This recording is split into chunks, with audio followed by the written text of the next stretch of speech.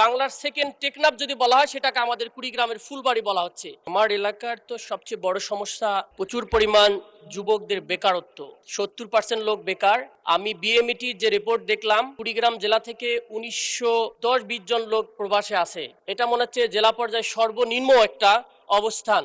আমি একটু রংপুর বিভাগকে দেখার চেষ্টা করলাম, সেখানে দেখলাম যে সারা বাংলাদেশে যে রেশিও তার মধ্যে 1.2%।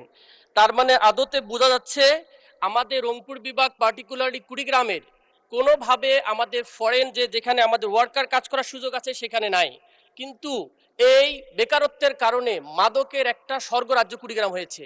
আমার রিসেন্টলি একটা ডিসিপ্লিনারি মিটিংয়ে আমরা বসেছি, সেখানে বলেছে যে বাংলার সেকেন্ড টেকনাফ যদি বলা হয় সেটাকে আমাদের কুড়িগ্রামের ফুলবাড়ি বলা হচ্ছে।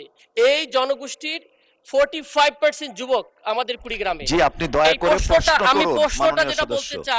প্রশ্নটা যেটা বলতে চাই, এই জনগোষ্ঠীকে একটা তারা কাজ করতে আগ্রহী, তাদেরকে কোনো বিশেষ প্যাকেজ করে এই অঞ্চলের মানুষগুলোকে বিদেশে পাঠানোর জন্য কোনো ধরনের পরিকল্পনা পার্টিকুলারলি প্রবাসী কল্যাণ মন্ত্রণালয় আছে কিনা সেটা আমি জানতে চাই। জি, মাননীয় সংসদ সদস্য, আপনাকে ধন্যবাদ। আপনার জ্ঞাতার্থে একটা তথ্য শেয়ার করতে চাই, যেটি হচ্ছে 2025 সালে কুড়িগ্রাম থেকে 5,862 জন কর্মী বিদেশ গিয়েছে।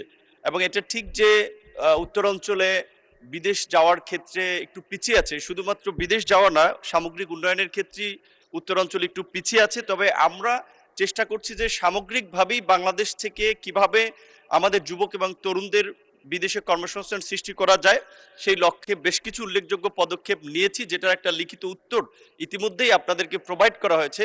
আশা করি আমরা এই সরকার কিছুদিন কাজ করতে পারলে এর একটা দৃশ্যমান অগ্রগতি আপনারা দেখতে পাবেন।